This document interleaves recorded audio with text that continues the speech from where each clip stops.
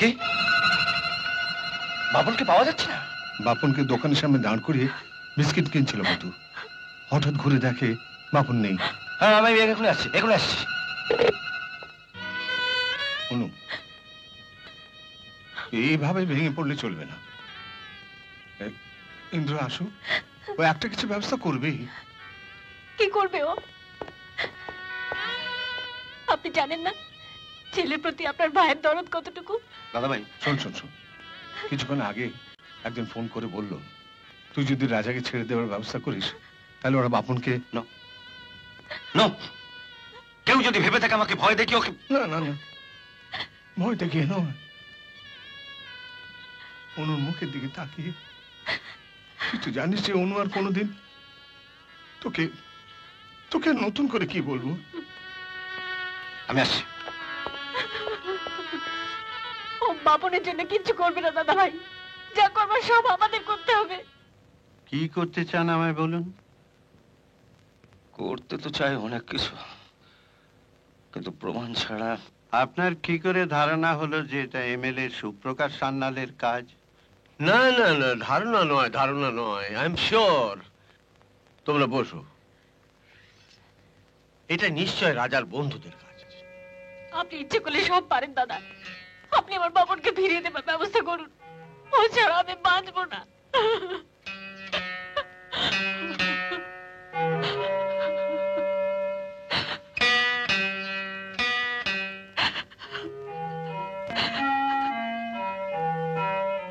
তুমি উতলা হয়েও না মা।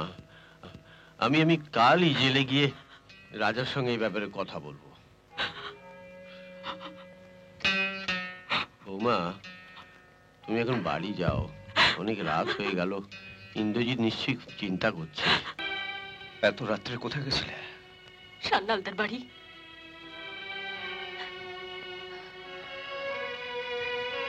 আজ গেছো গেছো, বাপনের ব্যাপারে তোমাকে কোথাও যেতে হবে না। মা হয়ে ছেলের কোনো খোঁজ করবো না? যা করার আমি করব। তুমি কতদূর কি করবে তা আমার জানা আছে।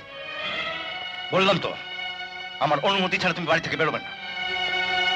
ভুলে যেও না বাড়িতে দাদা ভাই আছেন, অনুমতি যদি নিতেই হয়। থাকো দাদা ভাই, জেনে রেখো তুমি আমার স্ত্রী। শুধু অধিকার খাটাবার বেলা স্ত্রী বলতে পারো? বিয়ের পর থেকে একটা দিনের জন্য।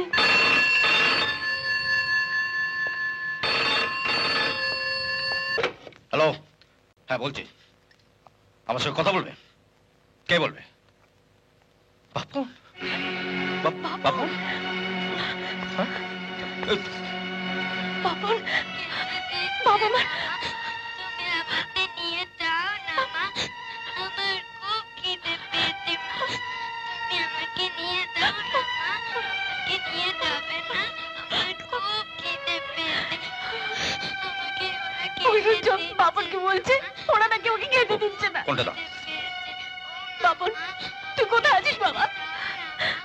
আপনার স্বামীকে বলুন উনি যদি রাজাকে তাড়াতাড়ি ছেড়ে দেওয়ার ব্যবস্থা করেন, আমরাও তাহলে আপনার ছেলেকে আপনার কাছে ফিরিয়ে দেবো। আমি বলছি উনি রাজাকে ছেড়ে দেবেন, আপনার আমার বাপনকে ফিরিয়ে দিন। আপনার স্বামীকে বলুন আরতি দেবীকে দিয়ে তাড়াতাড়ি কেসটা তুলে নিতে। বলছি বলছি। কোনটা দাও? ফোনটা দাও। না শুনুন, ওনা যাক, আমি আরতি দেবীর কাছে যাব। আমি কে বলবো, দরকার হলে ওর পায়ে ধরবো। অনু, ফোনটা দাও অনু। আমি আরতি দেবীকে গিয়ে বললেই উনি কোর্টে গিয়ে মিথ্যে সাক্ষী দেবেন। উনি বলবেন রাজা ওর মেয়ের কোনো ক্ষতি করেনি।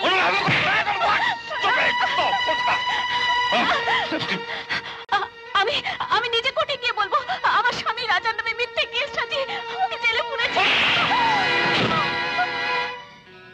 আমার বলো খিদে পেয়েছে মা, বলে আমায় খেতে দেয়নি মা, আমার ভীষণ খিদে পেয়েছে মা, আমার কিচ্ছু খেতে দেয়নি।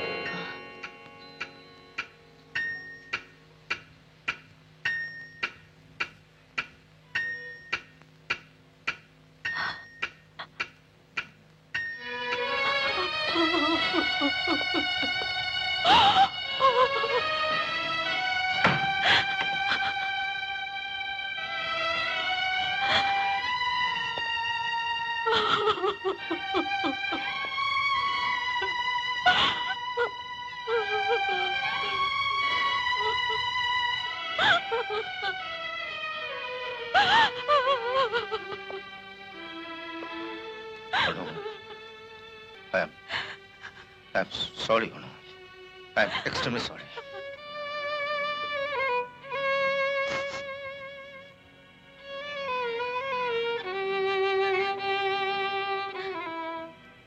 এই 4 বছরের স্ত্রী হিসেবে তোমার কাছ থেকে অনেক কিছু পেয়েছি, শুধু এইটুকু বাকি ছিল। আজ আজ তাও তুমি দিয়ে দিলে।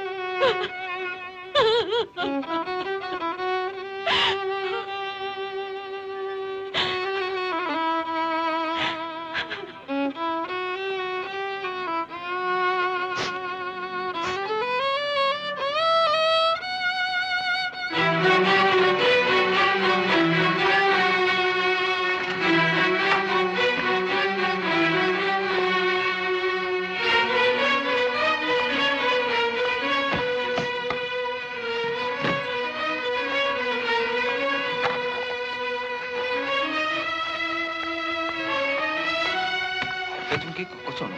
কোথায় যাবে কোথায়? অনু, লক্ষ্মী সোনা, আমি স্বীকার করছি আমার ভুল হয়ে গেছে। প্লিজ প্লিজ প্লিজ অনু, এই অনু লোক আমার কথা রাখো।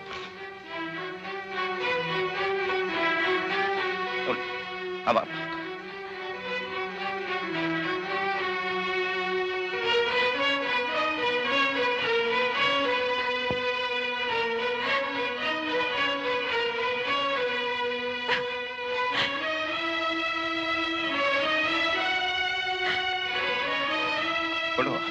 আমি বলছি জীবনে হবে না। লক্ষ্মী সোনা, আমার লক্ষ্মী সোনা, এইবার ক্ষমা করো। এত রাত্রে কোথায় যাবে? দাদা ভাইয়ের কাছ থেকে জেনে নিও। অনু,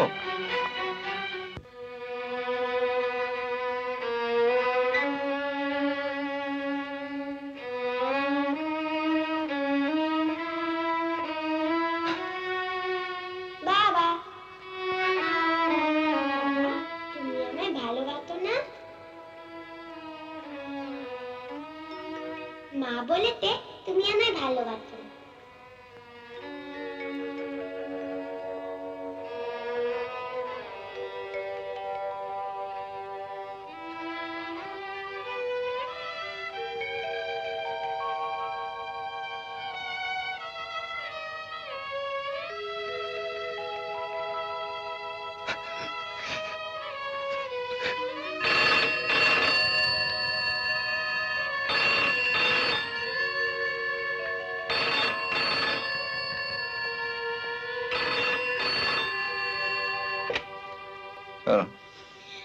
বাবা, ওরা আমায় যেতে দিচ্ছে না বাবা। বাপু, আমায় নিয়ে যাও বাপ- বাবা। কিসে রাজাকে ছাড়বে?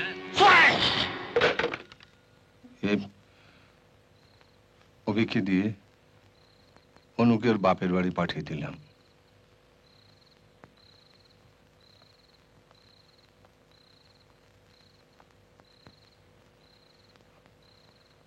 আমি বলছিলাম কি, শেষবারের মতো একবার ভেবে দেখ না। কি ভাববো? না মানে, অনু কাঁদতে কাঁদতে এভাবে চলে গেল। অনু তো পরের বাড়ির মেয়ে, মাত্র 4 বছর এ বাড়িতে এসছে। ও তো যেতেই পারে। আমি আমার নীতি থেকে 1 পাও নড়বো না। এতে যদি এই বাড়িতে অন্য যারা আছে যেতে চায়, যেতে পারে।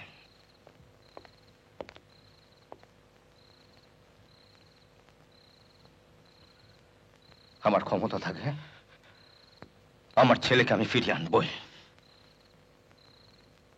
অনু বলছিল ওরা নাকি বাপনের উপর খুব টর্চার করছে। বাপনের ওপর যা টর্চার করছে তার 10 গুণ বেশি টর্চার করবো তোমার মক্কেলের ছেলের ওপর। টর্চার যে করবি, রাজাকে পাবি কোথায়? ও তো এখন জেলে। কালই ওকে জেল কাস্টাডি থেকে পুলিশ কাস্টাডিতে নিয়ে আসবো। এমন আরো অনেক ভিডিও দেখতে এই চ্যানেলটি সাবস্ক্রাইব করে নিন এবং পাশের বেল আইকনটি প্রেস করে দিন।